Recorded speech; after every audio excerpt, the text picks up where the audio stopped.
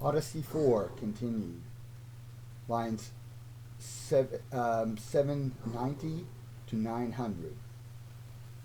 Telemachus begs to take leave soon. There is an offering of guest gifts and a banquet in the hall. Meanwhile, back in Ithaca, the suitors wonder about Telemachus. They find Noemon and ask him. He reveals he let Telemachus use his ship, and is surprised as Nestor left with Telemachus, but he notices he's still on Ithaca. Eurymachus and Antinous plot to ambush Telemachus on his return.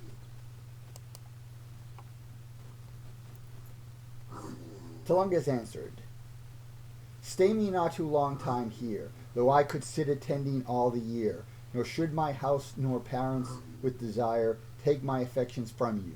So on fire with love to hear you are my thoughts, but so my Pylian friends I shall afflict with woe, who mourn even this stay.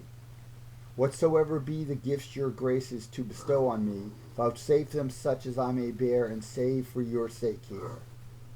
Horse I list not have to keep in Ithaca, but leave them here to your soil's dainties, where the broad fields bear sweet cypress grass, where men fed lote doth flow, where wheat like spelt, and wheat itself doth grow, where barley white and spreading like a tree. But Ithaca hath neither ground to be. For any length it comprehends, a race to try a horse's speed, nor any place to make him fat in. Fitter far to feed a cliff-bred goat, than raise or please a steed. Of all isles, Ithaca doth least provide, or meads to feed a horse, or ways to ride.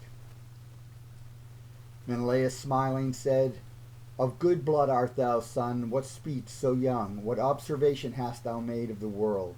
I well am pleased to change my gifts to thee, as being confessed unfit indeed. My store is such I may. Of all my house gifts then, that up I lay for treasure there, I will bestow on thee the fairest, and of greatest price to me. I will bestow on thee a rich carved cup of silver all, but all the brims wrought up with finest gold. It was the only thing that the heroical Sidonian king presented to me, when we were to part at his receipt of me. And 'twas the art of that great artist that of heaven is free. And yet even this will I bestow on thee.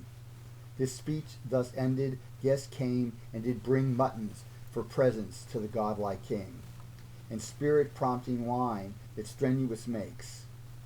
Their ribboned wreathed wives brought fruit and cakes. Thus in the house did these their feast apply. And in Ulysses' house activity the wooers practiced, tossing of the spear, the stone, and hurling.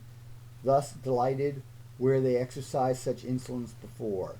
Even in the court that wealthy pavements wore, Antinous did still their strifes decide, and he that was in person deified Eurymachus, both ringleaders of all.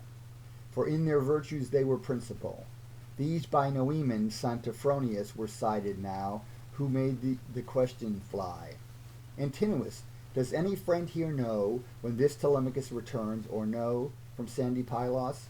He made bold to take my ship with him, of which I now should make fit use myself, and sail in her as far as spacious Elis, where of mine there are 12 delicate mares, and under their sides go laborious mules, that yet did never know the yoke nor labor, some of which should bear the taming now, if I could fetch them here.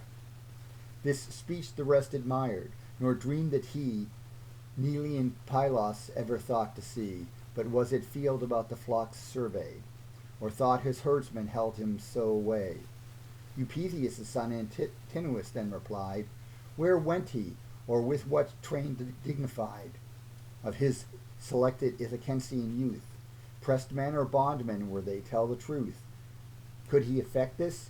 Let me truly know. To gain thy vessel did he violence show, or used her against thy will, or had her free? When fitting question he had made with thee.